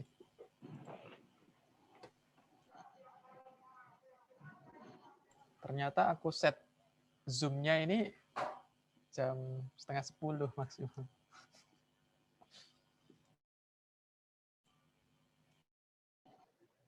Atau ada tambahan nggak dari siapa? Yuk, silahkan teman-teman, open forum, open mic, boleh.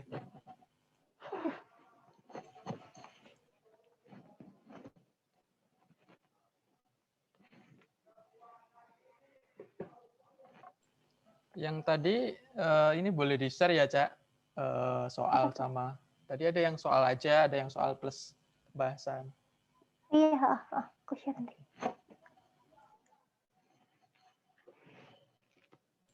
Mbak Iva?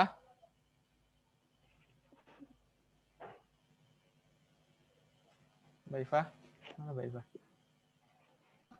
Ya, Mas. Gimana? Sudah jelas apa belum? Sudah mulai paham. Oke. Tinggal bahas soal sama baca materi yang banyak. Oke. Iya, banyak banget materinya. Ya. Sinta? tanyain satu-satu nih biar dengar suaranya. Sinta.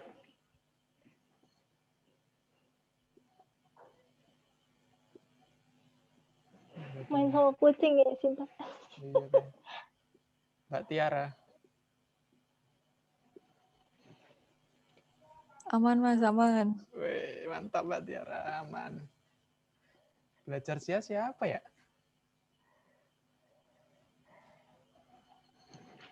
Anin. Ya, Anin. Nin. Anin. Iya, Tuh ditanyain Ica, gimana? Sudah? Wah ini. gimana? Aku bahkan belum tahu apa yang nggak aku tahu. Aku belum tahu apa yang aku tahu. Hah, gimana sih? Aduh, pikiranku gak nyampe. Astagfirullah. Aku bahkan belum tahu apa yang belum aku tahu. Aku belum tahu apa yang sebenarnya belum aku tahu. Berarti sudah tahu. Oke, siap. Belajar siapa ya? Minta maaf kalau misalnya materi yang aku sampaikan kurang jelas, terus ada kalau misalnya keliru-keliru apa, misalnya teman-teman mau ngingetin di nanti di chat aku, misalnya aku makasih banyak, biar nanti aku lurusin lagi ke teman-teman biar nggak keliru gitu. Nah, paling itu aja dari aku. Semoga UAS kita nih tinggal 3 mata kuliah lagi yang menurut aku cukup berat-berat, terutama yang kemarin skornya mungkin masing-masing kan beda-beda ya, mau ngejar ketinggalan yang mana kayak gitu, itu lebih diprioritasin, Sabtu Minggunya dimanfaatin. Terus semoga apa yang udah kita pelajarin pada malam hari ini itu tuh berguna dan bermanfaat buat kita ujian UAS ini dan selanjutnya gitu, biar nggak sia-sia gitu aja. Terima kasih teman-teman semua. Terima kasih Mas Edin. Terima kasih Arifah, Tiara, Sinta, Anin, dan Belajar Sia. Terima kasih.